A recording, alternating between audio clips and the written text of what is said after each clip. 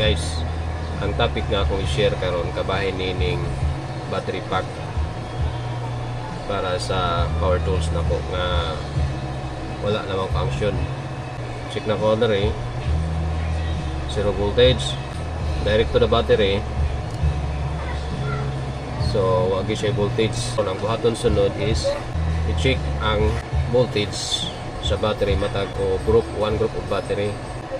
Start this 3.9. And ang sunod nga group kini siya is 4.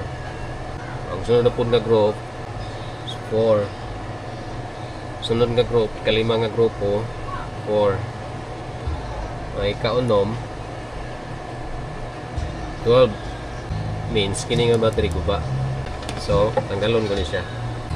Ano kung tanggal ang wirings.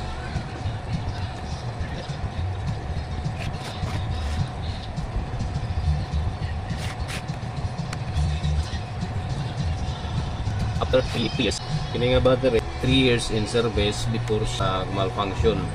Magtanggal kog mga nickel strip, kini ang gamiton para safe gamay, pero careful lang gihapon kay delikado na siya. Positive man medyo delikado, ari ko mag-start sa negative.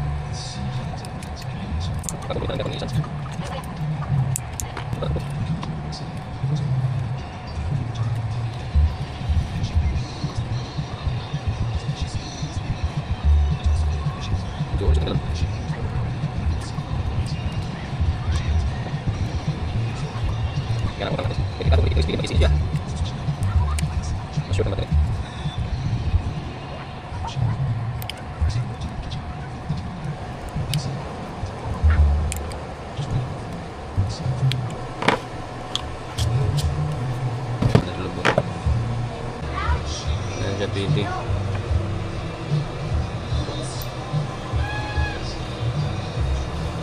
16 milliohms, which is not really good also.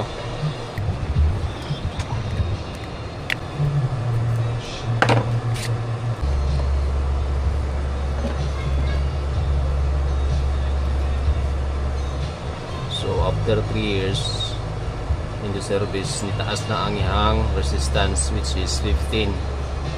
So pag open ni siya, ang resistance ng battery is 5. So ilisa lang siya dapat.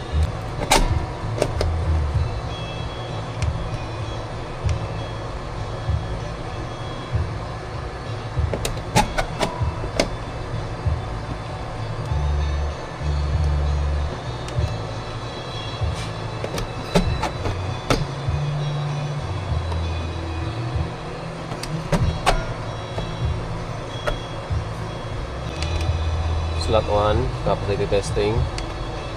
Slot 2, capacity test.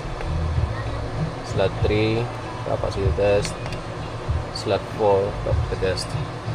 So I'll get back after 10 hours or 24 hours.